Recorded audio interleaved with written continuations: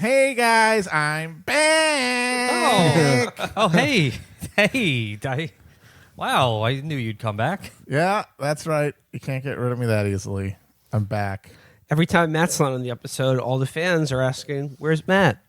Where's Matt?" As well, they fucking should. After you left the country for 2 weeks after the resounding success of your solo episode, which I gotta say we had such good feedback on and was so popular and successful. You're never doing a solo episode again. How dare you? How dare you? That totally makes sense. I'm going to keep all that content separate for my inevitable break, my Timberlake leaves NSYNC moment. Wow. Yeah. Okay. Wow. It's going to be big. Yeah. Matt he's feeling his oats. He was just in Europe to follow his favorite rapper, Young Lean, through his Netherlands tour. Yeah. It was really just a victory celebration after destroying Virgil at the gaming. Matt, I'm so happy you're back, and I think we should just look forward and not even listen to those episodes we recorded in your absence, especially not episode 194, Matt Piss Baby. Yeah, not episode 193, Things Matt Smells Like. Avoid that one. Lavender and honeysuckle. We gotta. He honeysuckle, but he also protectile suckle. So we got a few minutes. You owe me a new keyboard, sir. We're waiting for our guests, but before we do that, I wanted to start out the show today by educating Felix about something that I know he's going to enjoy. We're starting the show today. Shout out to Jake Fogelnest for finding YouTuber Cryptic Art. That's cryptic spelled with a K. Only way to do it. He does YouTube videos that give people advice on how to be a rockabilly style greaser in the modern world. Felix has not seen this yet. Greaser. This guy is the Greaser. Are you fucking kidding me? Greaser. Greaser. Greaser. What did I say? Greaser. Greaser. Greaser, yeah. Amazing. Edit that out. No, they'll leave it in. They must know. Fucking A. So anyway, Felix, this is the rockabilly final boss. So The old Rockabilly final boss was Teddy Boy Greg. All real Rockabilly heads know that Teddy Boy Greg was the guy who got like the barber shop thing tattooed. Yeah, the between pole on his eyes. nose. Isn't he a Nazi now? Yeah, He moved to Russia. Yeah, he moved to Russia because he was like, it's just not racist enough in Florida. All right, so here is Cryptic Art. Here we go. Now, when I was in high school, we used to carry weapons. I'm not advocating carrying weapons or using them or anything like that. I'm not telling you guys, oh yeah, you got to carry weapons and go out and rumble. First off, one of your main weapons you can always have is a ring. It's jewelry. Mine is double skulled. Brass knuckles. These are my brass knuckles. Okay, now this is not a traditional classic switchblade stiletto. I will be getting one very soon. But this one comes through. is just a flick and it opens right up.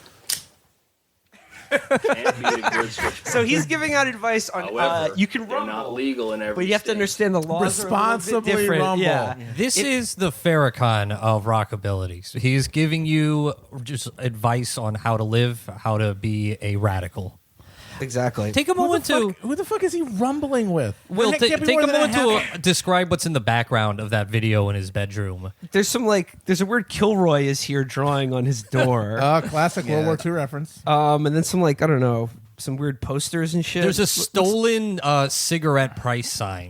That's so fun. Rockabilly's. All right, here's- I mean, generally, stupid guys love it, like taking train schedules and cigarette geniuses price like signs. taking train schedules. Stupid guys like beer signs. Oh wait, you have things one like of those? All right, this is video number 2 uncovered by Twitter user @Bobby. Okay, check out Bobby has some of the best spines. Oh hell yeah, dude! He's got a scorpion leather He's got a jacket. Kenneth Anger style scorpion leather jacket. I don't think someone has, and he goes by Madman. That's his rockabilly greaser nickname. I can't believe that wasn't taken. Lighting a cigarette while he's got a cigarette behind his ear. Yeah, well, you always keep one bullet in the chamber when you load your gun. All right, guys. So, I've been hearing this question quite often, and I heard it a lot. Why are during the you live doing stream. this? When are you moving out? So I've Why are you decided trying I'm to gonna enforce put out a segregation? video and cover it, okay? I keep getting asked the question, how does one get a greaser nickname? I get people asking me, how can I come up with a greaser nickname? Or what kind of nickname should I use? What should I call myself? I'm going to give you guys the cold hard truth about this, the way I know it to be, and how it happened for me and pretty much everybody else I know. The thing is this, cats. You don't come up with a greaser nickname. A greaser nickname is given to you by friends, your crew, your guys. The Jets, the way Sharks. we all got nicknames, because all of us Who are back your in high school guys? pretty much had nicknames. And the way we got our nicknames was either for something that we did or something that we were known for. So they called me a For wormy instance, guy who's always trying to grab his girlfriend's wrist. My buddy They called me Big Bird, cigarettes always he falling got out of the his nickname sleeve. Big Bird because of a necklace that he wore. He had found a dead bird, and he took all the bones out and cleaned them up, and he drilled holes through them, and he put all the bones, and he had the skull of the bird hanging on his necklace. And we thought that shit was funny. And he came to school like that. So then he got the nickname Big Bird. He was also a You get member it? of Einstein's group. I have another buddy.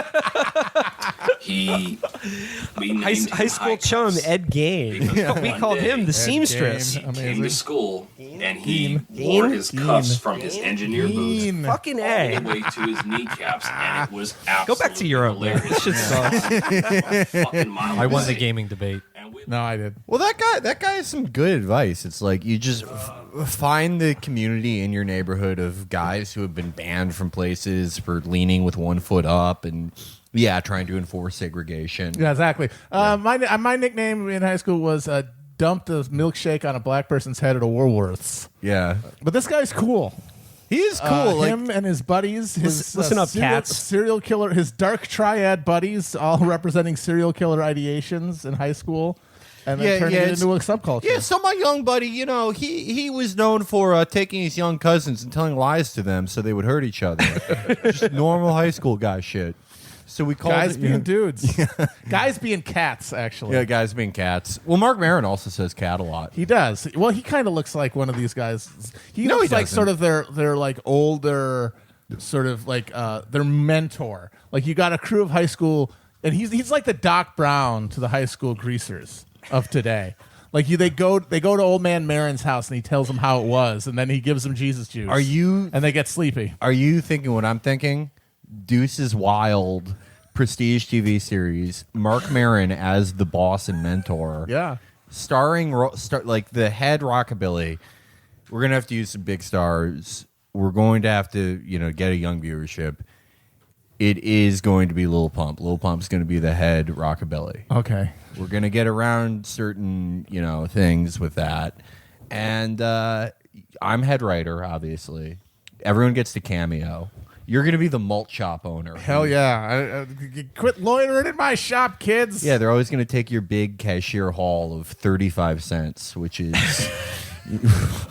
the biggest amount of money you could make. in That's it. Out 1957. you pixies go, out the door, a through the window. Will I'm actually. He mentioned that the only way you can get greaser nicknames is for have your boys give them to you. What are our let's give greasers? let's give each Okay. other greaser nicknames. Yeah, good idea. So Felix, just because of like some shit you do that's funny to me and the crew, we're gonna call you Crate Jack. Okay, cool. Yeah, I Yeah. like that. Ooh. Yeah, Crate Jack. double meaning. Yeah. Loot crates. Okay, so it's something that you're known for, but it's also something that the dumbest pieces of shit in the world would think would sound cool.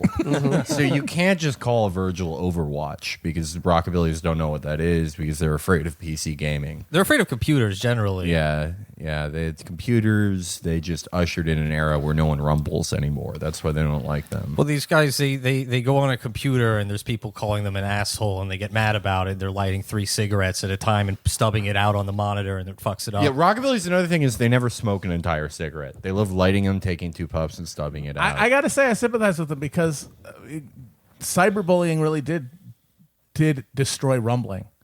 It did. People don't yeah. rumble anymore. They just go on the internet and tell people to kill themselves. You know who's like Stuff killing you inside.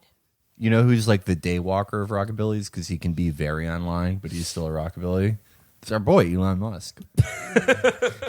Well, wait, who's everyone else's Yeah, names? who's I lost the Overwatch. thread. Who is I he? lost the thread. Let's call him Specs because he wears glasses. Yes. Oh, well, that's Okay, yeah.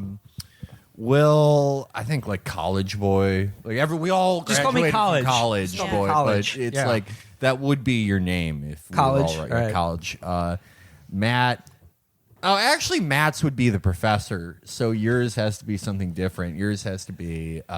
Old man. ... No, I think Matt's should be the professor, and Will's should be what's the West Side Dandy. the West Side Dandy. I was thinking the TA. Well, you would think that, Professor. All these nicknames can't all be university related. Yeah. Yes, they can. Okay, Amber- all right. I still Professor, think- he's the I TA. still It's think perfect. Matt should have a crustier name. Matt is the anti-PC professor. Okay, well, I'm revising your nickname. I'm Jordy Felix. B. What's my nickname? Pigpen, because you live in filth. I don't live in filth anymore. I've moved. I've changed my life. Yeah, you dealt with your living in filth by literally relocating. Yeah, it got so dirty you had to move. That's not why I moved. That's what they do in hoarders. Not at all why I moved. That's not at all why I moved. I moved because I didn't want to climb the ladder to piss anymore. I like having a balcony. I had to find a more racist building. And the chain on the toilet broke. I didn't want to fix it. I just wanted to move instead. Felix had to sign a lease so he could Rockabillies take. where you are now, though?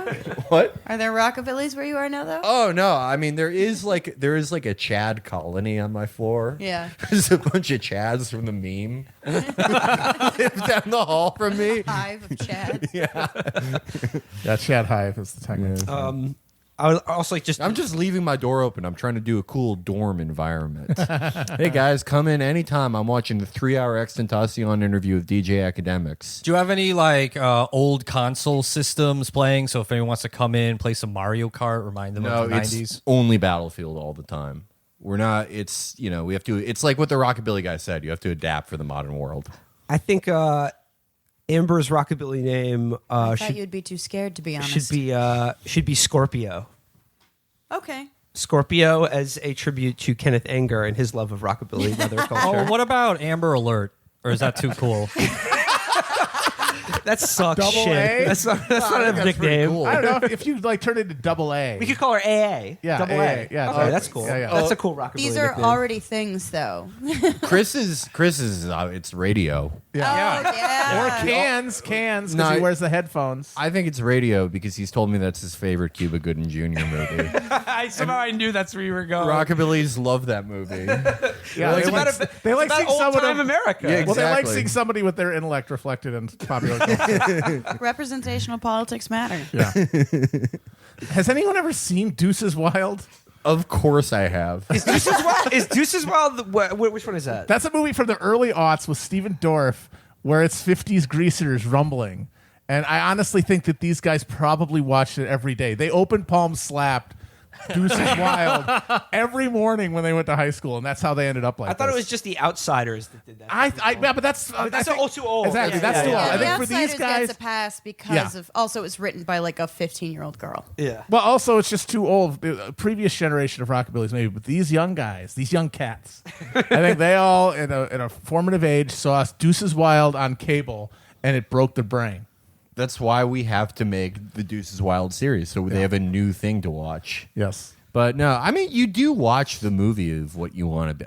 When I wanted to be in the military when I was 13 or 14, I literally did watch Black Hawk Down every night for a month. A lifetime ago, if someone had said that to me, I would have questioned it. But now this just washes over me like just a warm breeze. But you know what a gamer I still was? Like I would run like on my parents' treadmill. I would like run uphill really fast. I would do like 2 7.5-minute miles because it was like on the PT test to be a Green Beret. And when I would watch Black Hawk Down, I'd be like, yeah, they kind of fucked up, but it's like they have nothing to feel bad about because of their KD ratio. Like I literally thought that because they killed so many more They people. did kill a ton of Somalis. Yeah, so I'm like, mission successful, kind of. Why is it called Deuces Wild? Is it about a card game? Because they're the Deuces. That's the name of the gang. Yeah. Okay, but they're not playing cards in it. No, What's it's a the, double entendre. It's oh. like they're wild. Another classic one, the Walter Hill movie Streets of Fire, where Willem Dafoe plays I love it. that movie. Yeah. That's also pure camp. Yeah. Willem Dafoe plays, again, the final boss greaser in that movie, which Yeah. is pretty awesome. He's a genuinely terrifying person. If Just like that guy. What's the kryptonite? Cryptic Art. Yeah, Kryptonite Cryptic Art. AIDS. What's his name? Cryptic Art. Okay. If Gaddafi was a man of many phases, and if he had not been murdered by the State Department and Obama, he would have like gone onto a rockabilly greaser phase. What the like fuck? 100%. How's a greaser have a handle Cryptic Art? That is not a greaser name. Yeah, That's like a true. fucking Also, their like art a is quite literal. yeah. That's like It's very a representational art. that's like a fucking It's like an Etsy That's- store. Etsy or a fucking That's a goth. pickup artist. That's a Like- pickup artist. Or Yeah. goth maybe like a goth pickup artist. Amber is a good point because none of his art is cryptic. It's just like, here's an eagle riding a motorcycle. Right. It represents an eagle riding a motorcycle. I just thought, what if he did that? Maybe it's a Matt Wouldn't that Forney be type cool? situation. He got kicked out of the PUA community for being too unlikable and weirding out women, and just like ran through all these different subcultures until he found a home at Rockabilly's. I mean, I was like around these people. I was highly exposed to these people in Southern Indiana, right? No. Tell me more. Yeah. I mean, I was like watching Jim Jarmusch movies while everyone was like breaking their carburetors so that the car would be intentionally louder. And I was like, I fucking hate these people. It was just kind Keep of a it way down. I'm trying to watch Down by Law. It's very much a way to feel sort of subversive while being extremely conservative. If they were a little younger, I think a lot of them would be all right. There is- They share like haircuts in some fashion sense, like the Fred Perry polos. Yeah. Well, yeah, and Teddy Boy Greg is just a Nazi now, so Well, and clearly a lot it's of a slippery slope. a lot of skinheads end up like the not racist kind. They call rockabilly skinhead retirement. I'm not joking. It's literally what happens. It's like I look stupid with a shaved head now, and I'm a little too fat for this shirt. I think these subcultures as you're describing that harken back to some mythic past, be it the 1950s or people who still dress like cowboys or pirates or whatever, are all reactionary because they want to live in the past. Absolutely. Yes. And I'm going to go in a different direction, and I'm going to be cyberpunk from now on. I'm going to live in the future. I'm going to wear like sort of a see-through plastic raincoat everywhere and Yeah. have wearable tech. Yeah. And I will spell my name with a 1 instead of an I. So okay. I'm gonna go a little bit beyond you. I feel like everyone's doing cyberpunk now. I'm invented a new thing. It's called Jetsons Core. Rings all Wait, but the Jetsons were all about the 1950s Yeah, just that is- existing in the that future. is, like, That's back to literal, being like, kidney reactionary. shaped No, it's table. not. They had No, robot no, slaves. It's not. It's a synthesis. It's a synthesis. Isn't this in the books that you guys like? It's a synthesis. I think the best aspect. It's retrofuturism is the aesthetic. The true synthesis Sorry. is the crossover where the Flintstones and the Jetsons meet. No, And that I was think an we should hour all special. That's called we should all sublation. look to The Fifth Element as our lookbook. I think Matt dressed as Ruby Rod is the future. I want to be No way. Gary Oldman. I am. I'm going. Forget the past. Forget the future. I'm going alternative reality. I'm going present day style. But if the British had won the War of Independence, Ooh. so there's I just would have more a collars? tri-corner hat, basically. So it's going to be I you will and speak Newt with Gingrich. an insufferable sort of like fused British English accent. It'll be really awful, and everyone will hate it. Yeah. I want to combine that, like synthesize that with streetwear, so it's like a snapback tri-corner cap. It's a gown and a candle, but it says Thrasher on it. I'm just like Kanye like drew that up, and they were like, "This is too stupid." More like this is too cool. People aren't ready. I like imagining Matt in this alternate present where the British won the War of Independence, so America is still technically part of Britain, and the only concession to that is you wearing a tricorn hat but still dressing exactly like you do now. Exactly, yeah. Which is just Cool. yeah. Well, he would have been like a way to be a weeb back then was like you were sort of a weeb for like Muslims and like Turks. Yeah, a bunch of them true. converted. Yeah, and Matt, like if he wore like a really long flowing T-shirt, it would be like sort of like a caftan, and so he would be cool.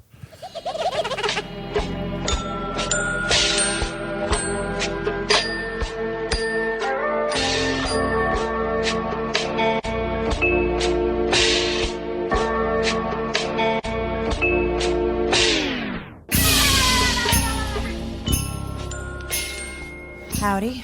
Okay. Well, we are back. Back from the Rockabilly discussion, and most importantly, absolutely no time has elapsed in between then and now. One Except big rap block. We are back, continuing to record this episode for the first time. for the first time, and just since we took that break, and since we started recording, and now the Eagles have won the Super Bowl, and the stock market has crashed 1,500 points. So things are looking up. Things are looking good. We all 100% thought the Eagles were going to win, and they did, and we called it. That's the most important thing. We were getting sick of Matt yelling all throughout the game. The Eagles are going to win by exactly 3 points. Yeah, he's right again.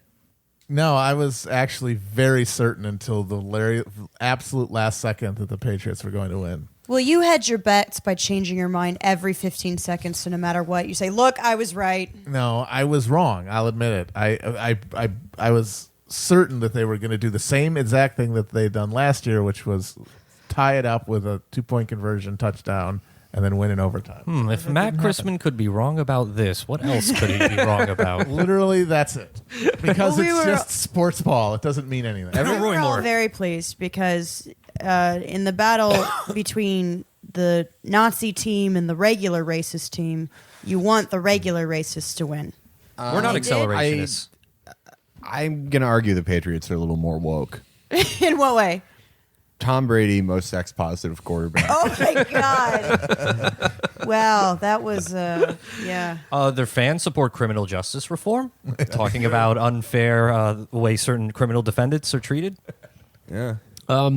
Shout out to Philadelphia, though, because the best part about the Eagles winning the Super Bowl was Philly, you really came through with the videos from last night. God bless them.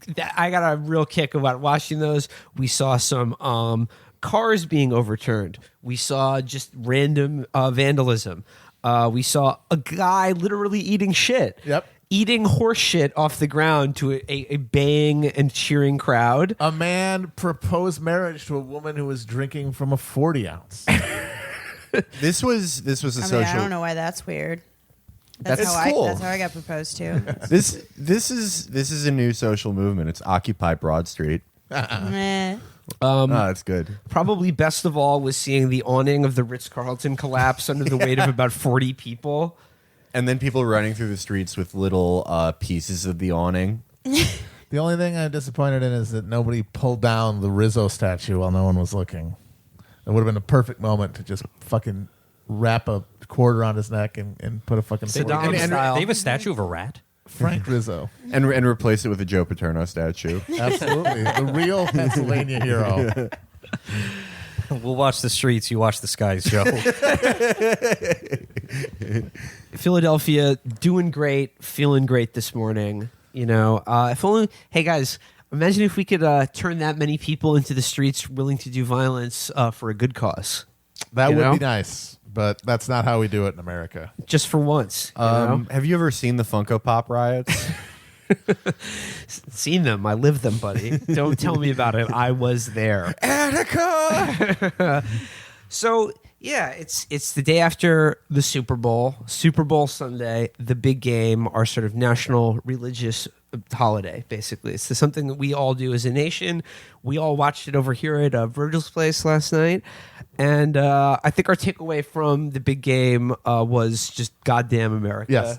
Burn it to the ground and salt the ashes. And of course, the game itself is mostly incidental to all this. What really matters, the real medium and message, is the TV commercials. Well, I mean, it's true, but I really am struck by the ephemeral nature of commercials now compared to when I was a kid. And part of that is just the way that you like remember things. But I think I figured it out, and it is that when I was a child in the olden days, when I wore my newsboy cap and jodhpurs and was a chimney sweep, you got like 5 memes a year. And You're right. and Yep. like 2 or 3 of them came from Super Bowl commercials.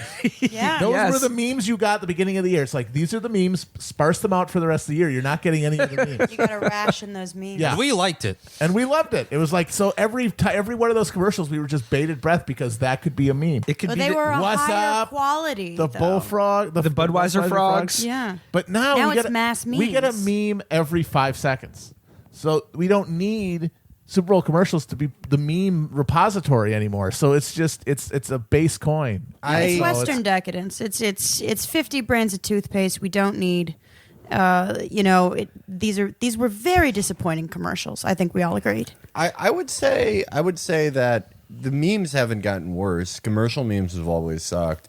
It's just that there are more memes now because the production has been democratized. Now instead of like your meme being like, oh, these guys say hello to each other in a funny way, it's groundbreaking stuff like a blurry picture of SpongeBob and like when you finna get sucked off in your GED class and then his eyes are glowing or like, you know, cold pockets, of course, the most revolutionary Last week, comedian. yeah. I think even 5 a year is spoiling you. You know, in the greatest generation, they would get maybe one meme a Yeah, year. like Kilroy. Yeah, that was Kilroy, awkward Stalingrad corpse, Hitler mad about Xbox or whatever. Like that guy kissing the girl in Times Square on VJ Day was the only meme America had for the entire 1940s. The Rosenbergs. Classic meme. Well, I mean, that was for the common people. Rich people have pretty much had a steady amount of meme proportional to everyone else for a while. That's what Bohemian Grove is. Like they're making memes with each other. Henry's dank meme stash. Yeah. When you finish, suck off an owl, eyes glowing. blurry picture of Lee Iacocca shoving a golden acorn up his asshole while people chant in Latin. Before we get into this year's crop of ads, and there were some doozies that are worth discussing. I am reminded of. Do you guys remember? This is from 2010. There was a Doritos ad where like the kid smacks his mom's boyfriend or something and be like, hands off my Doritos. I remember something that, yes. Yeah. I remember that friend of the show, Dennis Prager, wrote an article about why that ad was bad. And I'd just like to read from it right now a little bit. This is his ad. The article is, the Doritos ad was not funny. By far the most popular ad shown during the Super Bowl was the Doritos House Rules ad. Tens of millions of Americans saw it as hilarious. That is unfortunate. Anyone aware of the manifold social pathologies the ad depicted did not find much to laugh about. And then he describes the ad, and he goes, here are the major elements of dysfunction this ad depicts. First, a child smacking an adult across the face is not funny. It is, in fact, one of the last things society should tolerate. Wow, someone is getting wailed on by his stepdaughter. I will deal with the widespread defense of the child's accident. He was only protecting his mother later. In real life, a child who hits an adult needs to be disciplined. If a child did that to if a child did that to me, I would grab his offending arm and apply enough force to make it clear he will never do that again. I would do a nujitsu karate move and backflip off the wall, and then I'd say something really cool like cool off. If a child did that to me, I would do a tactical takedown, and then I would use Felix. What are those? He's fantasizing about fighting a child. Yeah. Yes. Do the tactical takedown, and then attach one of those balloons from Metal Gear Solid. Oh, yeah, What are they- Fulton recovery Fulton system. recovery system. Yeah, and then he would be just whisked away to the child discipline center. So he goes. After I mentioned this on my radio show, some psychotherapists sent me emails disagreeing with these views. The police came to my house. They noted, for example, that violence breeds violence. Some cliches are true. I find this one meaningless. The truth is the opposite. Immoral violence breeds violence. Moral violence, such as just wars, police work, and appropriate parental discipline, reduces violence. I am well aware that the vast numbers of Americans and Europeans believe that engaging in any physical discipline of a child is wrong.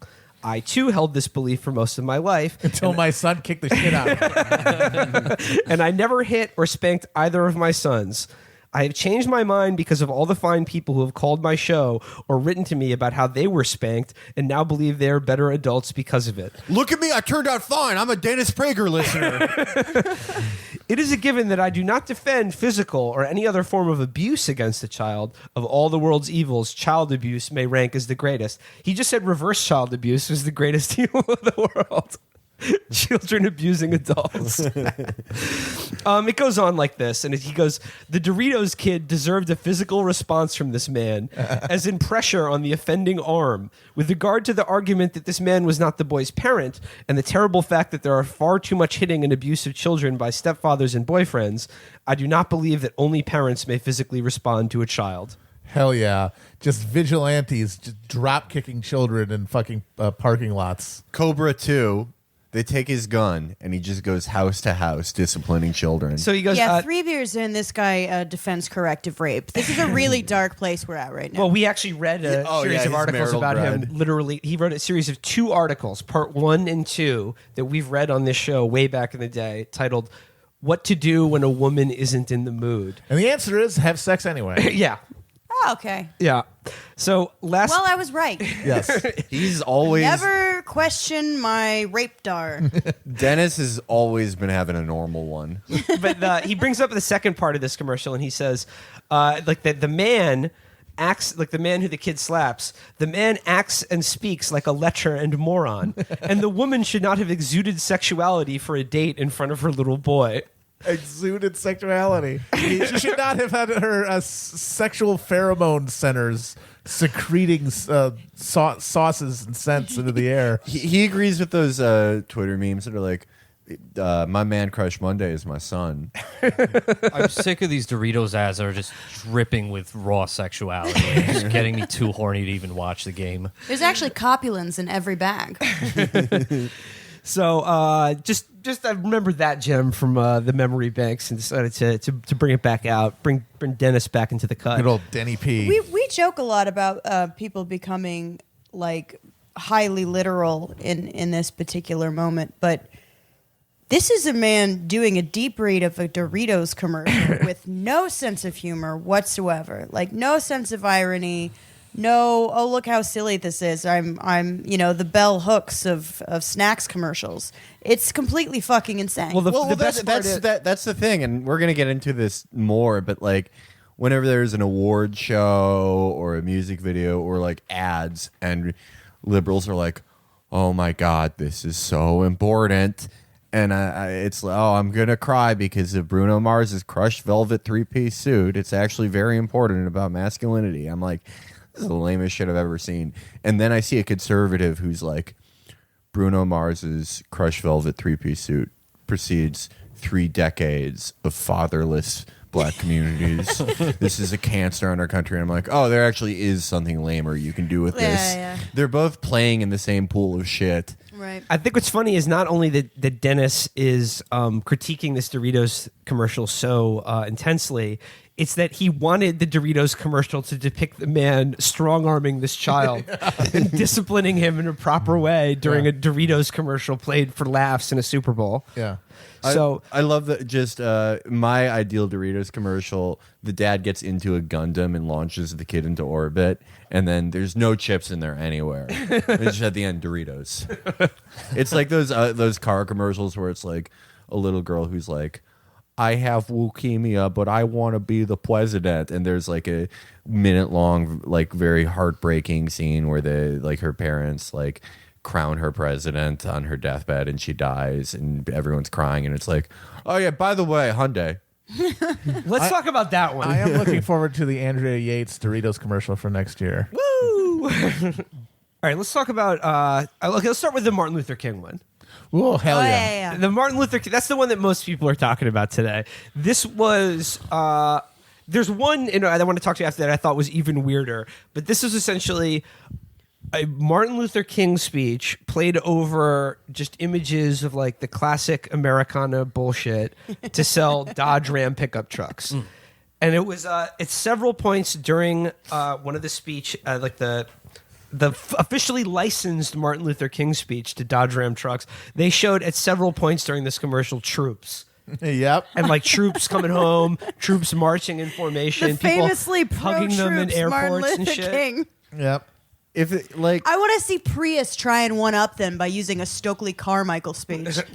they, if they wanted to show real America, they should have just showed all of like Tom and Michael's Facebook guys that are like, I'm doing me. So, yeah, that was the biggest goddamn America moment was Really horrifying. Martin Luther King's words being licensed by his awful family. shithead family. I've looked into this, and apparently it's like a split in the family between like one half of them controls the licensing and the other half controls like the museum or like other archives or legacy things. But anyway, they licensed it to Dodge Ram to sell it to hawk their awful pickup trucks. And again, Dodge Ram drivers, big demographic for people who are sympathetic to Martin Luther King. Well, they really like that one thing he said about the content of the character because it means affirmative action is bad. They love Right. that quote. The one thing that Martin Luther King had. Now this is the second thing that Martin Luther King said that they can remember, which was, I don't know, something about believing in Let's go, yourself. Mudden. I don't even remember what the fucking quote was in the thing. I think it was Dodge you could Strong. do I'm glad it happened. Like, Right. I'm definitely a brand accelerationist because, like, I think people need to know that they don't love you. Speaking of brands caring about you, I think the next example is even better. And this in my I know opinion, which one was you're the gonna do. worst of the. This was even more nauseating than the Martin Luther King one. This was the Hyundai ad in which they said there was like filmed like at the Super Bowl, right? Yeah. And they said that we had replaced some of the metal detectors with hope detectors. Oh, God. And the hope detectors picked out people out of the security line who were Hyundai owners or were driving Hyundais. The families of people were then removed from the line from security, taken through like a concrete tunnel to an interrogation chamber in which, like, As someone who has been pulled into a room before boarding a plane and asked if I had been doing any journalism in Syria, as soon as that happened to me, there's a very real chance I would have vomited out of anxiety. imagine if you weren't going to be quizzed on where you had traveled, what you were doing, or what you believed in, but instead we're shown an uplifting video from cancer survivors thanking you for driving a Hyundai. I would punch a cancer survivor in the face. Like, That fucking asshole. Do you know how anxiety-inducing it is to be carted off by an authority figure into a windowless room? I have no idea what the message of that is. It's just incoherent. It's like a Mark Lehner story. Yeah. That's it. That's actually what the Onstats group had started out as. We have detected a suspicious presence of hope. Thank you for buying a Volkswagen. Yeah, There were outtakes. I'm You know looking- there were horrible outtakes. yeah. Pussies on the fucking pavement for Hyundai. Next year they're gonna have one where they take people out of the crowd and drag them into a tiled windowless room with a drain in the middle of the gonna be floor. the And then they're going to Videodrome put a room. Tokarev at the back of their neck, but then when they pull the trigger, a flag's going to come out that says "Don't litter." At approximately 13:30 hours, the Hyundai suspect reached for their pocket, and I unloaded my FM-92 Stinger missile on them. Please get another cancer patient. They were killed in the blowback of the disposable my disposable light anti-tank weapon that I fired as a follow-up shot. I guess my takeaway is that it's good that it shows that stadium security or airline security is just so pointless. It's just such kayfabe security theater. Yeah, we're that just we can playing just, with it. Yeah, we can just use it for cool little marketing campaigns Fun like this. pranks. Before and after, people were waterboarded, then told they were beautiful. Just put Logan Paul in charge of airline security. We get the exact same result. Okay, how about the T-Mobile ad that featured a bunch of babies to a sort of lullaby nursery rhyme jingle Nirvana song, right? based on Nirvana's All Apologies, Yeah. which is largely regarded as Kurt Cobain's suicide note. Yeah. It was just like Again, just keep going. Just pervert everything. This is the one thing I'm a very deep accelerationist. I want them to exploit every beautiful thing on earth until people finally get it. Oh, they're saying this is Western civilization suicide note. Well, that's the thing. It's because that's how it works now. Chuds hated that commercial, so that means it's good. That Well, means you're woke to like it, and it you want to was, get of them course- T-Mobile contract despite them. It was one of the better like gotcha commercials where you watch something and it's a Nirvana song played as a lullaby and then a bunch of babies of various races, and you watch this for 30 seconds and then at the end, T-Mobile. Like you just have like no idea, and it's completely fucking insane. And it was kind of weird and culty too, that there was some narration over it. It's like, you will be able to love who you want to love. You will make equal pay. Yeah, and now You will some submit guy, to carousel. this guy in a fucking Pepe mask is gonna like drive a truck into a T-Mobile fucking cell tower and protest. We're all joining Boost Mobile. Pay us Volt. The thing is, like I said, You called this one, I Matt. fucking called it. As soon as that commercial ended, I thought some chud is going to call it low T-Mobile, and 15 minutes later, that guy who's the real clown prince of the alt-right, Owen Benjamin, who was at the fucking Night of Freedom yelling about murdering pedophiles or something hilarious like that, he did it. He said, well, more like low T-Mobile, and then just the next sentence was just soy. They've gone from soy, like they have this half-cocked, pseudoscientific it's basically modern day fluoride paranoia about how soy makes you a woman or something because of the estrogen, which isn't even true. But now it's just a free floating signifier. You just say soy when you see something you don't like. T-Mobile is soy. It's a tick. Yeah. Incredibly powerful, wealthy individuals who own this multinational corporation are soy. There's some, Well, do you think there is going to be like an equally reactive spike from like the woke libs who are just going to buy like 50 phones? Oh yeah, absolutely. there was one ad that seemed to be pitched towards the MAGA people, but very subtly, just with Oh, iconography. yes. I know which one you're talking about. And it was the one where it showed them building a factory. Yep. But Yeah. the first shots of it are them putting up the exterior walls of the Yep. factory. Yes. Yep. And it's very hard not to get in your mind watching that the thought that they're building the wall. Yep. And then even when you find out they're not building the wall, what you do find out is this is a company building a factory in America, bringing jobs back. It's all in the narrative of MAGA. So that's clearly like somebody realized all these fucking woke ads, they're just pissing off like half of the potential customers. Let's pivot towards them subtly enough, though, that we're not going to fatally alienate the woke, but we will maybe subtly suggest, hey, we're What your was kind it of people. for again? It was a spot purchased by Barron Trump, and he was having the guys act out his Minecraft creations. No, they just flashed it at the end. Yeah. It was something actually. They kept doing that, Yeah. making these deranged attached things. It was like America's Defense. It was some ominous name like that. Oh, yeah. It's for slip mats, anti-slip mats for your car floor. No, I'm almost 100% sure that is what the factory makes. Rubber mats for the floors of cars. Floor mats. Oh yeah, floor mats. Okay. But like alpha, especially unslippy. high T alpha floor mats for real America. I mean, Tactical floor mats. Even Tactical the floor location mats. they picked, though, like if I remember correctly, it looked like this is a border town, Yeah. and the first thing you saw was a Yeah, huge it's a concrete desert. wall. Like, yeah, it's clearly meant to evoke the they should have wall. just added someone kicking over a water bottle and then been like, "What?" It's a little racist Easter egg. Yeah, well, why are all the guys building this building? Why do they all have Punisher T-shirts on? You know why this company's back on the up and ups? Not because of Trump. It's because of Tommy Boy. They put Tommy Boy in charge of it.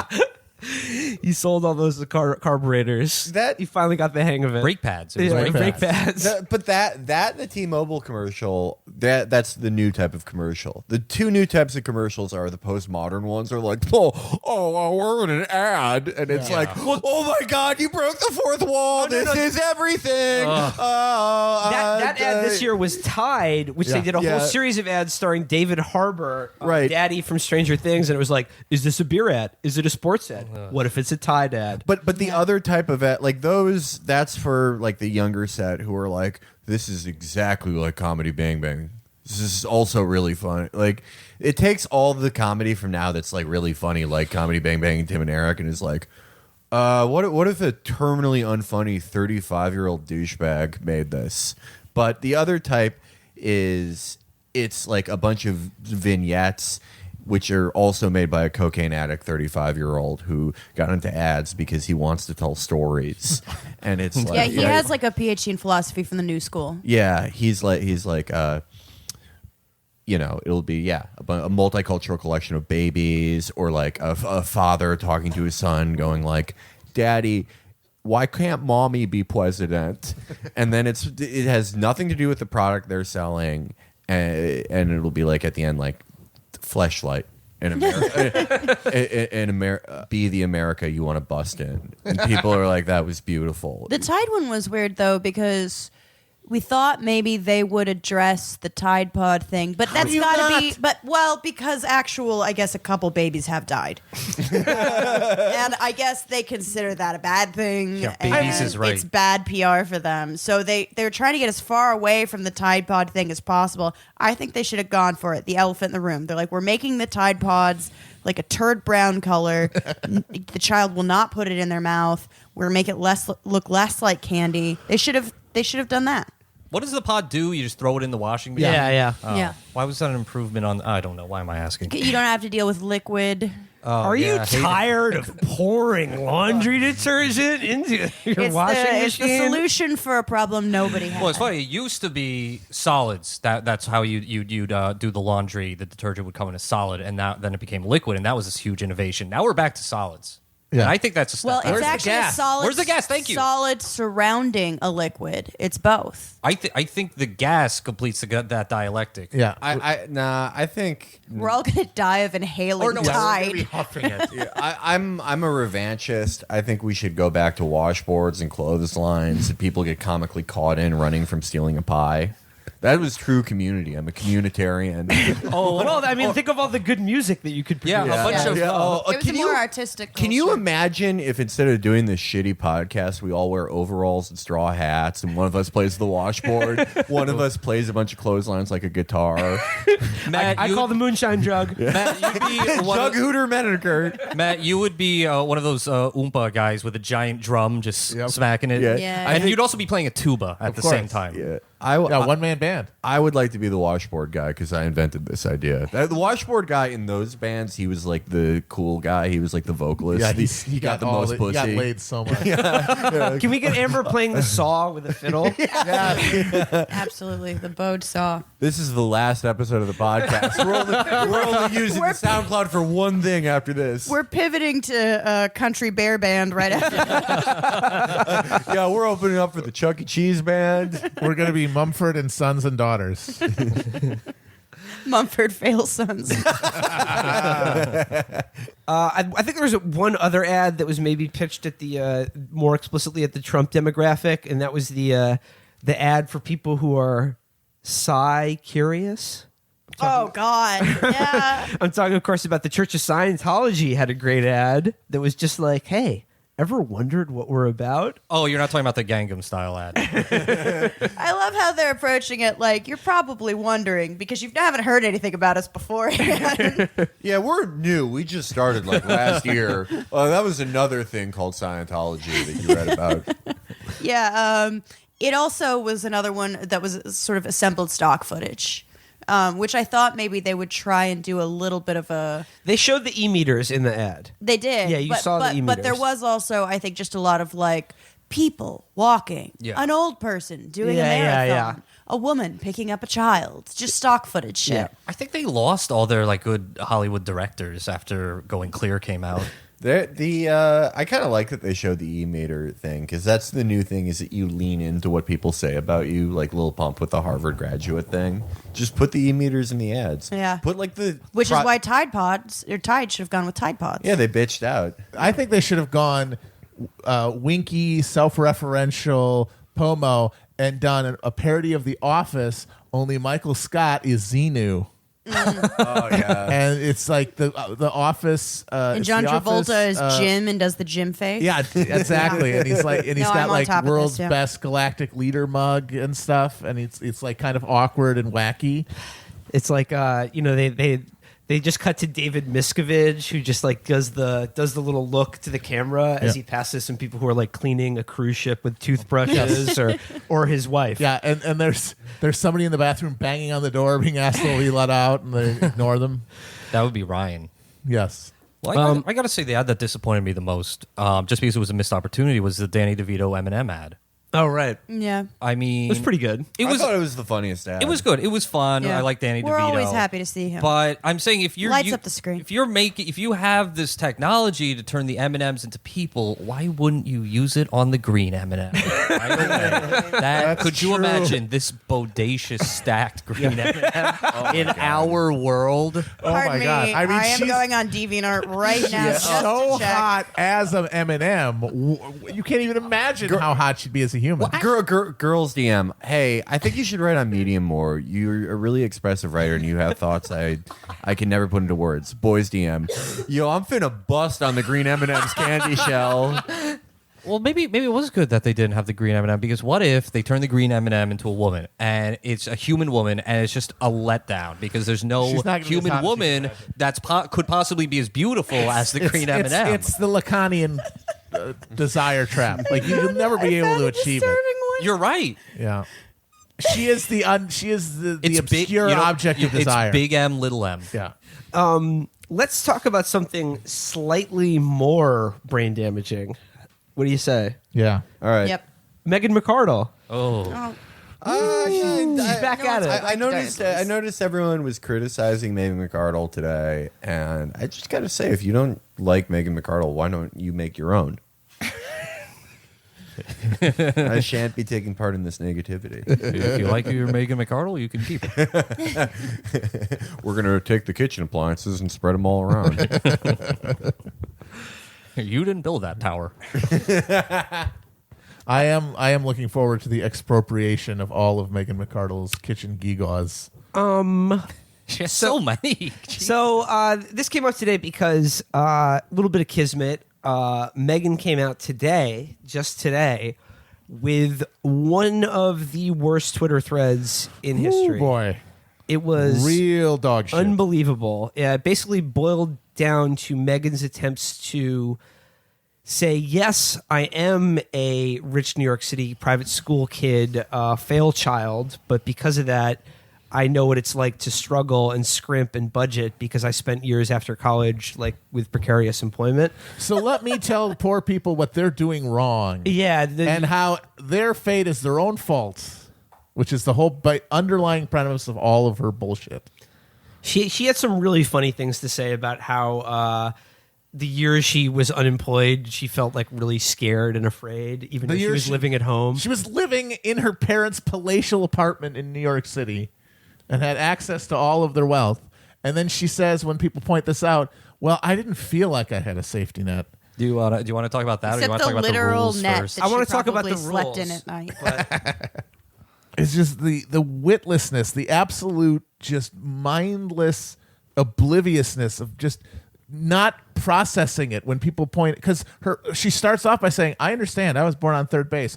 But anyway, it's like, no, you're done. You're born on third base. You can't, you have, your experience is not relevant. Here's how Which she is fine, by the describes it. She says, As long as you're a class traitor, it's fine. But I she's would hope not. so. She's a class Yeah, otherwise looter. we would have killed Will a long time ago. I know, I'm exactly from the same background as McArdle, except my dad wasn't in the legitimate business industry, otherwise known as being a spectacularly corrupt head of the New York City building contracting. Yeah, there's nothing shady about New York City building. Oh, legitimate businessman. Yeah.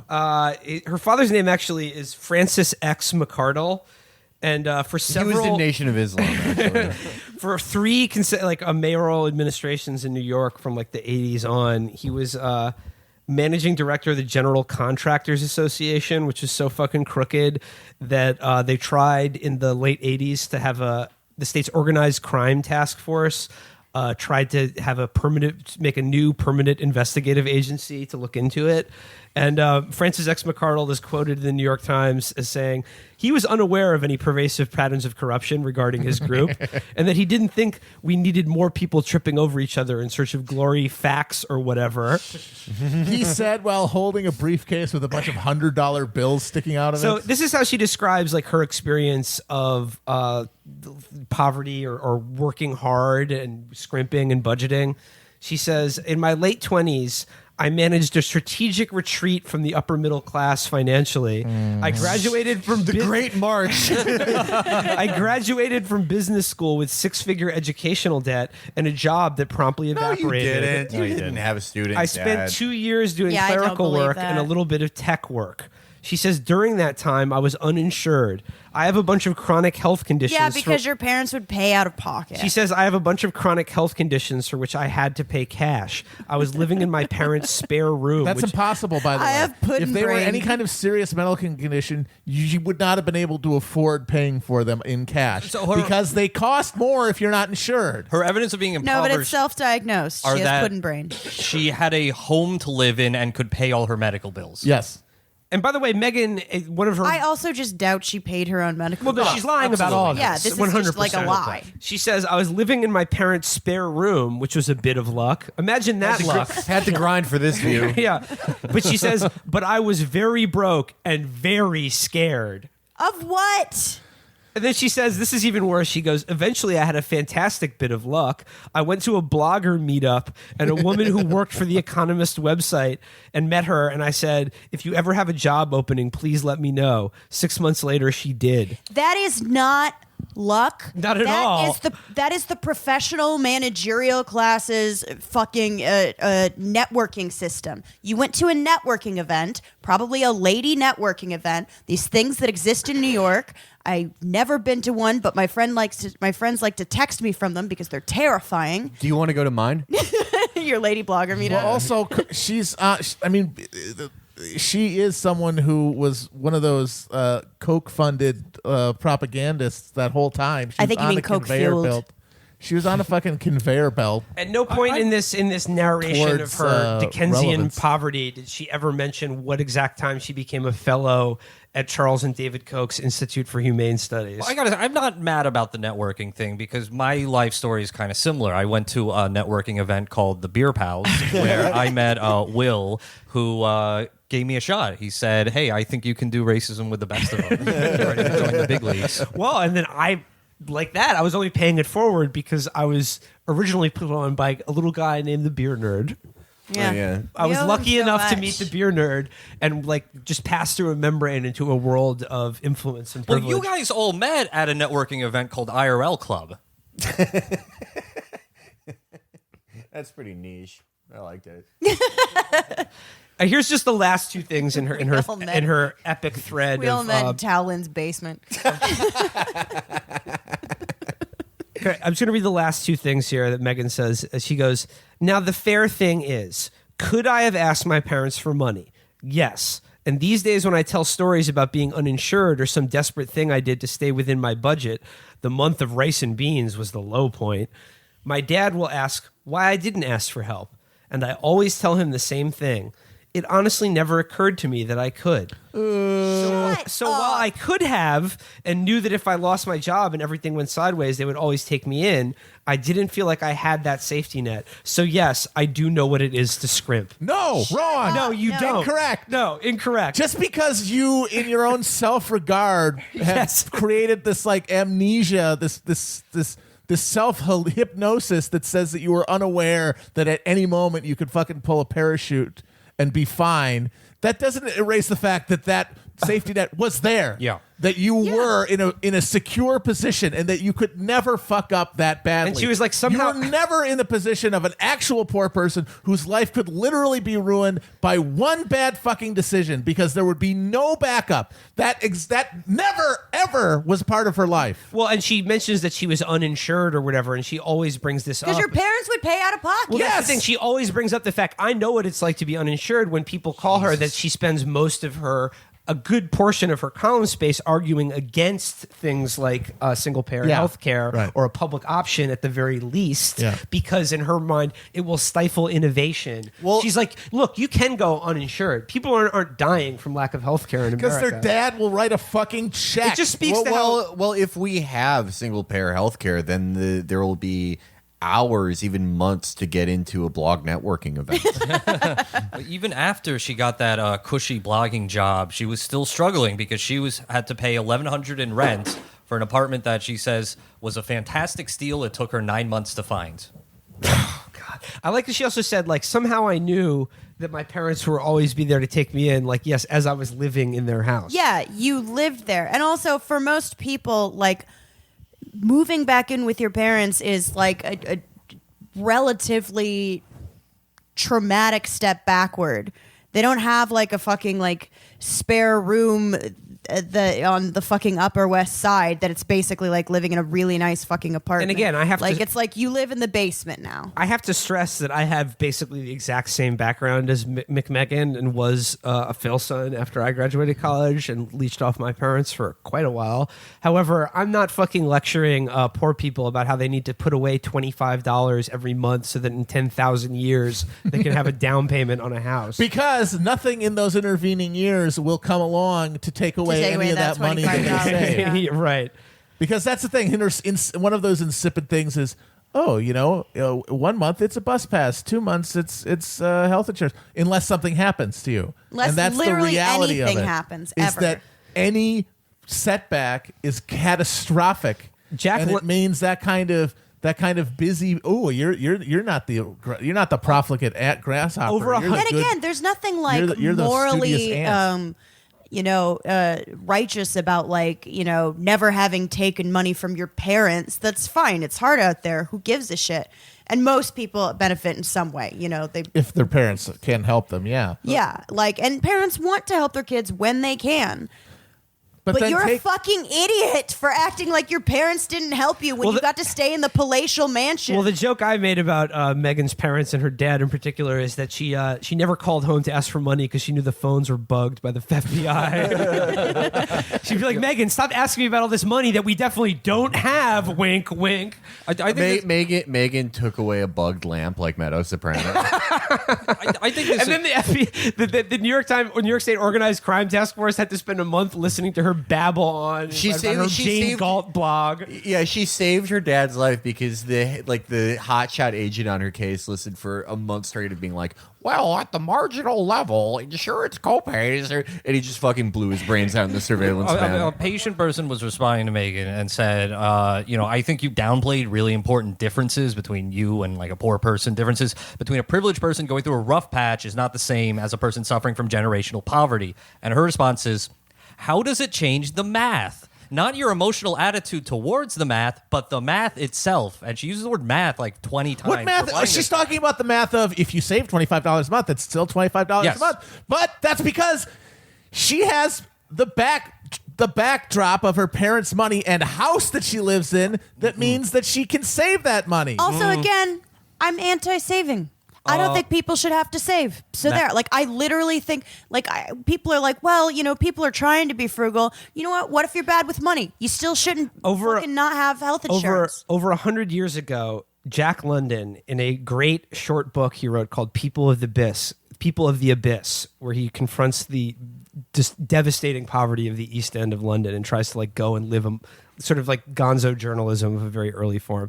He dispenses with a lot of these canards about thrift and the poor in particular. And he makes the very good case in that book, which I recommend reading, that basically every time thrift is counseled to the poor by the well-off, essentially what they're saying is demonstrate to us that you in fact can live on less, and then you will. Yeah. Every time you're as you're showing, I can scrimp and save just this tiny little bit more to get by, you're proving that you can get by with less and that you're owed less from your society. It's like working really quickly one day. That becomes your new to that speed. $25 thing that Matt was talking about, Jack London also talks about an entire chapter about, quote, the thing that happened. And he talks about like there's a lot of people that are just sort of like at the above of just literally sleeping on the street. Maybe they have like an actual bed to sleep in occasionally, but they're always just one thing away from complete destitution. And that's what's completely missing from her little fucking mathematic lesson for everybody. It's not real math. It's fake math. Megan has the response to you right here. You still haven't said anything about the math of living on the money that I had, given that I did not get a loan co-signed or ask for financial help. I will absolutely agree. It made me less afraid, but it didn't alter my purchasing power as experience. Math. You had free She had rent. free housing. She had Free the rent. ability to That pay is for health care at any everyone's- point from her parents. That's everyone's primary like budgetary like need is rent, and then the emergency thing is healthcare, and then what? Math. Math. Okay, let's talk about the rules, guys. Let's talk about the rules. Okay, it's Megan's new rules. If you thought that wasn't inane, then there's a treat. There's more for you. This week, Megan came out with a great column for Bloomberg View titled, After 45 Birthdays, Here Are 12 Rules for Life. She's trying to get into that Jordan Peterson racket. Yes. You notice that little thing there? So after all the time we spent with Megan, don't you think she's a good person to give you advice on how to live your life? For free. And rules It's amazing. for free. Yeah. So here she goes. Yesterday was January 29th, meaning that Oprah Winfrey and I are a year older, 64 and 45. They're actually twins. She's beginning her column by just subtly mentioning, not subtly at all, but just referencing the fact that her and Oprah share a birthday. No, both business mavens, both strong black women. Self-made heroines. She says 45 is somehow a very definite year. There is no question that you are middle-aged. At 45, one takes stock. The building years of your life are over, and what you are now is pretty much what you're going to be. That's a terrifying thought. Age 0 to 45. I fuck with a vision, fam. Let's build. 45 on, resting on your laurels of building. So she goes on so here these are 12 rules for life. She goes, I ought to have some rules. These are what she's gleaned on her 45 years on Earth. Rule number 1, be kind. Rewind. Be kind. Mean is easy. Kind is hard. Okay, this is sort of setting the tone, right? Where she's setting up that it's too easy to be cynical, and we need to do the hard work of being kind. I just want to establish before we're being really mean to Meghan, which we have been doing and are continue to do so. Meghan is one of the most cynical, hateful, mean awful. people alive. Yes. Right. She has not an ounce of kindness in her whatsoever, No. as evidenced by that last bit of just utterly witless, blinkered self-mythology in which she has somehow struggled in her life. Yeah, in she's an any ancient way that's over person. Yeah. Everyone else, they don't understand the math, and therefore they deserve the hell that their she lives is have become. thoroughly mediocre person who literally wrote a book about how she's failed so many times that she's now successful. Yeah. and Just doesn't really make By it. Her own entire memoir skills. is a cell phone. Yeah. By her own ability, the whole way. So she goes, somewhere in 8th grade, many of us acquired the idea that the nasty put-down, the superior smile, the clever one-liner are the signs of intelligence and great personal strength. Eighth grade, when everyone starts reading those Garfield compilations. I went to wants 8th grade emulate with him. young Christopher Hitchens, Oscar Wilde, and that's where I learned it. She says, but this kind of wit is, to borrow from the great John Scalzi, he's like the Ready Player One guy. Yeah, he's like him. Yeah, he's an epic bacon. He's like sci-fi red guy. shirt one or whatever. He's one of those guys who's famous for, He's an for Imgur having guy. a blog since 1999 where he talks about he's famous because he broke a story about how Apple will have a new type of headphone in 2004 or that type of shit. Just an entire sector of people who should be given their own autonomous region to not bother us. But she goes, that kind of wit is, to borrow his phrase, playing the game on easy mode. So she's going all of the people who relentlessly make fun My of me culture, and not shit your all over costume. me, they're doing it easy. What's really hard is writing incredibly convoluted Bloomberg articles about why any attempts to regulate the economy or have a more humane Stop world people from are- burning to death. In their homes. are in fact wrong Yeah. and should be changed. And fuck it. Rule number 2: politics is not the most important thing in the world. It's just the one people talk about the most. That's because everyone shares the government. Only you are married to your spouse and could knowledgeably expound on their habit of mashing up soft-boiled egg and ketchup into a disgusting paste. Is she talking we about just- Peter She's Suderman? gotta be. There's no way she'd make that up. A little She's not bit creative into enough. her intimate life right Good there. lord. So she's Holy Does he shit. just game eating a trough of ketchup and fucking hard-boiled egg?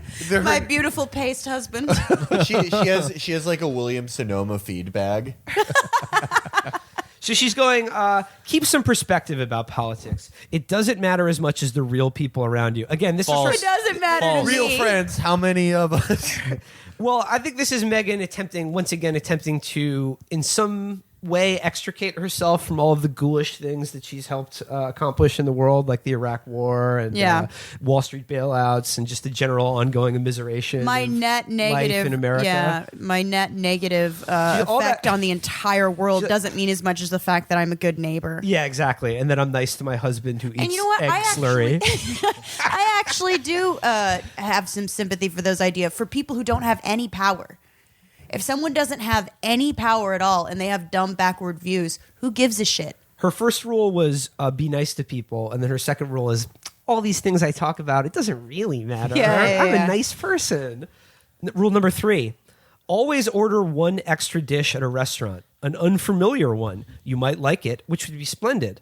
If you don't like it, all you lost was a couple of bucks. I'm supposed to be saving those bucks every month so I can... Well, she addresses this. She goes, if you can't afford to order that one extra dish, then the restaurant is too expensive for your budget and you should find a cheaper one. What the fuck? Go out and waste a meal every time you eat. When you go to Hardee's, get the box fries and the mozzarella sticks. You never know.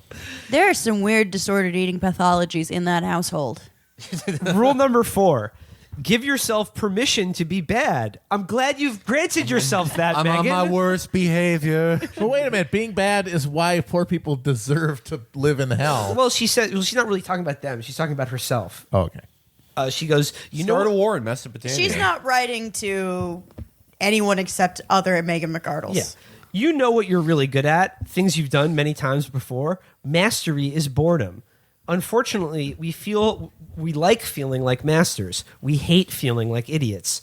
So we keep ourselves bored in order to protect ourselves from feeling stupid. This is a bad That's trade. why we read Megan McArdle. What? Yeah, no, this is just describing her reading one of her columns. She's saying that like when you're playing your favorite first-person shooter, play a different class than you're used to. Oh, well, that's good advice. Yeah, I agree with that. Okay, number 5. Go to the party even when you don't want to. 9 times in 10, you'll be bored and go home early. All right, I was enjoying this. I didn't really care, but now she's trying to tell introverts how to live. Listen, you fucking piece of shit.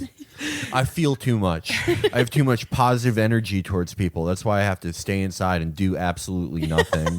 You stupid piece of shit. You don't know what it's like to be an introvert. But the 10th time, you will have a worthy experience or meet an interesting person who just happens to give you a job at The Economist. I find it harder to believe Meg McArdle gets invited to that many parties. No, the sad thing is that I knew at least a while ago she was part of a very vibrant social scene in D.C. with all those other blogging nitwits like Iglesias. D.C. parties aren't parties, they're work. It was chronicled in the Harmony Korine movie Kids.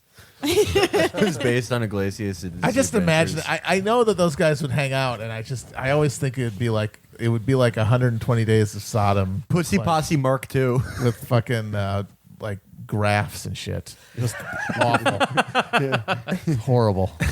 No, pop the volley and I'm on shit-eating XL. scene in that, but it's the egg slurry.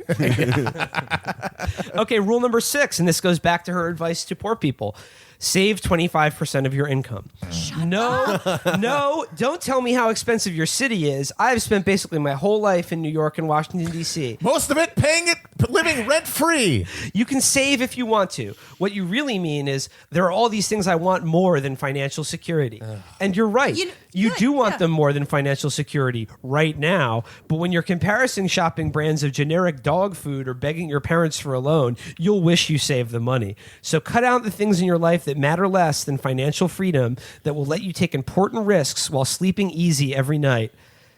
Yeah, that is someone who lives on, $16,000 a year, sleeps easy every night, knowing that. Well, Megan sleeps 25 easy every night. Is there something wrong with buying generic dog food? It's not very good. Yeah. I mean, you might as well just kill the dog. It's for dogs. They're content eating poop It's true. They drink out of the toilet. This is a warning to anyone who's feeding their dog grain. I will come to your house. I will blow your fucking brains out, and I will just let your dog free in the neighborhood to take dominion out of this. This isn't a fucking joke. I'm going to do this. Felix is going to rebrand as a pit bull, ladies. I want to be one of those people. You're going to be one of my 5 aunts that after their second divorce got like 5 adopted pit bulls that attack their children. That's my favorite type of person. The type of person whose only political issue is the vilification of pit bulls. Just anything. They're like, what do you think about the election? They're like, honestly, they're actually the nicest dogs. If you're nice, they only have bad owners. They're little beautiful angels. Number 7, don't just pay people compliments. Give them living eulogies. Oh God. Let that sentence R.I.P. roll around. R.I.P. I just killed the club. Give them living eulogies. I would certainly like to give Megan McArdle a eulogy. What does she mean by that? So, well, I'll tell you what. Tell It's them an oxymoron. Tell them exactly how great they are in how many ways. Embarrass them. Here's a funny Do thing. not break eye contact. Get 2 inches from their face. Here is a funny thing I have learned by being just a little bit internet famous. It doesn't matter how many times you hear the words, "You're amazing," and here's why. It never gets old. They do not go out of style. You'll be wearing them to your 80th birthday party, along with a dazzling smile. What Who is is it like? telling her these things? But also, like, what is it like to receive tons of praise and not immediately think, this person is blowing smoke up my ass? Like, what is it like to just take a compliment? I don't know what that's like. Amber, it gets back to the essential point. Every one of these rules for life that she's doling out is just how she wants other people to treat her.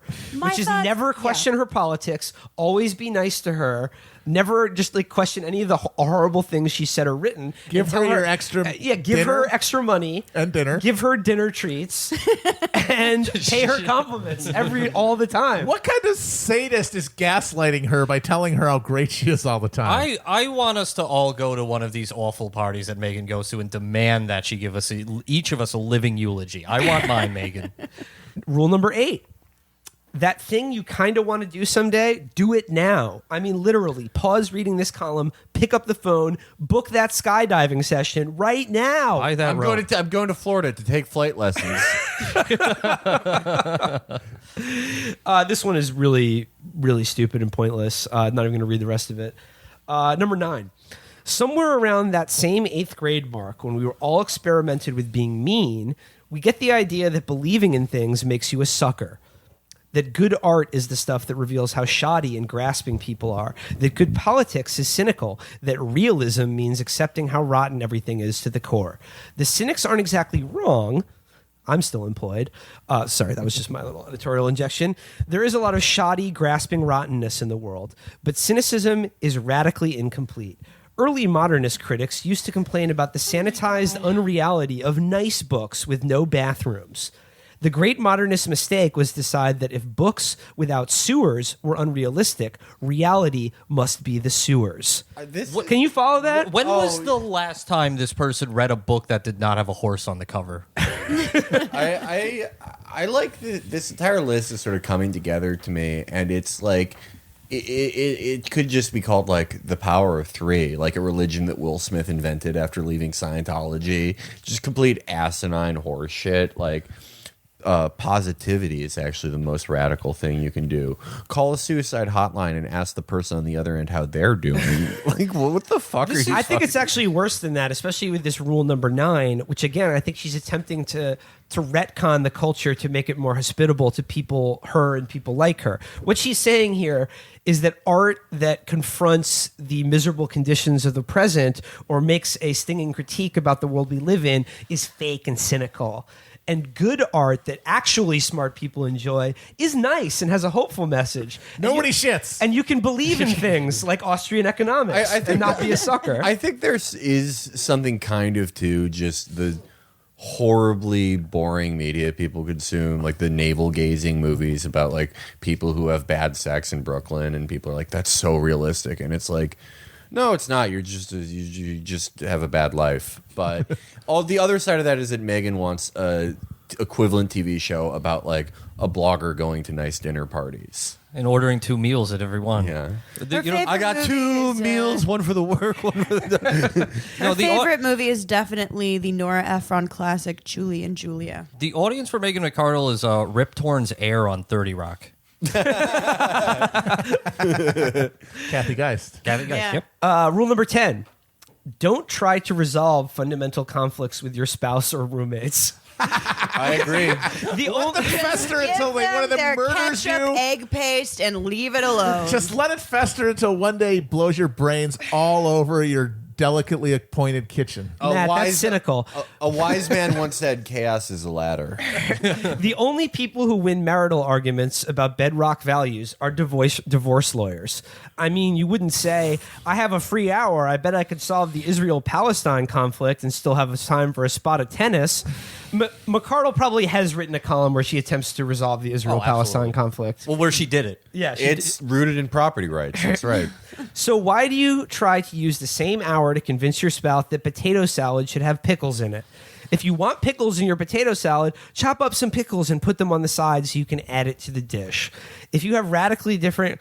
Sorry, That's this not- just goes that's on not- like yeah, this. that's Yeah. not- insane. That's Okay. not a meaningful fucking conflict. Okay. Yeah. She's given up on her That's gamer also, husband, I'm right? sorry, really, the best parts of relationships is arguing about stupid shit and not getting mad, just Yeah. holding an arbitrary position. Those are the arguments that people have Those in are the fun. rom-coms that Those she end in enjoys. sex. Those are fun. I want to see like one day of the McArdle household with just her gamer husband playing World of Warcraft and grunting at her whenever she says something, which sends her Sucking into just eggs through a which she straw. just sucks it up and she just goes in this pit of despair where she takes out the Williams Sonoma catalog and just orders every kitchen appliance she can find. After she's rebuffed again by the gamer husband, she goes into the kitchen and plays a series of Amazon Dash buttons like a giant keyboard until her house is filled with like just 80 rolls of toilet paper, 4,000 Tide Pods, silicone ice cube trays, and funny shapes.